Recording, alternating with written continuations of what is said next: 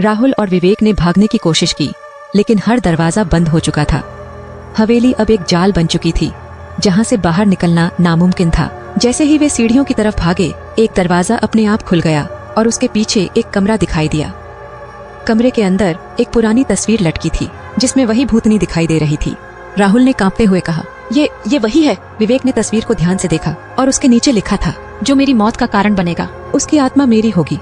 राहुल और विवेक के पैरों तले जमीन खिसक गई। उन्हें समझ में आया कि वे उस श्रापित खेल में फंस चुके हैं, जहां से निकलने का एक ही रास्ता था, इस भूतनी की मौत का कारण ढूंढना। विवेक ने आखिरी हिम्मत जुटाई और बोला, हमें उसकी सच्चाई का पता लगाना होगा, शायद तभी हम बच सकें। दोनों ने कमरे को ध्यान से खंगाला और एक पुरानी किताब पाई, जिसमें भूतनी की मौत की कहानी लिखी थी।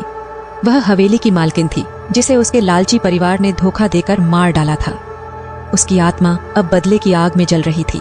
राहुल ने किताब से मंत्र पढ़ा और अचानक हवेली कांपने लगी। भूतनी की चीखें गूंजने लगी। वह भयानक रूप में उनके सामने प्रकट हुई। तुम मेरी सच्चाई जान चुके हो, लेकिन अब तुम्हें भी मरना होगा। अचानक हवेली के सारे भूत गायब हो गए। राहुल और विवेक ने राहत की सांस ली। उन्होंने सोचा कि अब वे बच गए हैं। जैसे ही वे हवेली से बाहर निकले, विवेक की जेब से वही किताब गिर पड़ी। किताब का आखिरी पन्ना खुला हुआ था, जिस पर खून से लिखा था, यह खेल अभी खत्म नहीं हुआ। अगर आपको ये कहानी पसंद आई हो तो लाइक और सब्सक्राइब जरूर करें।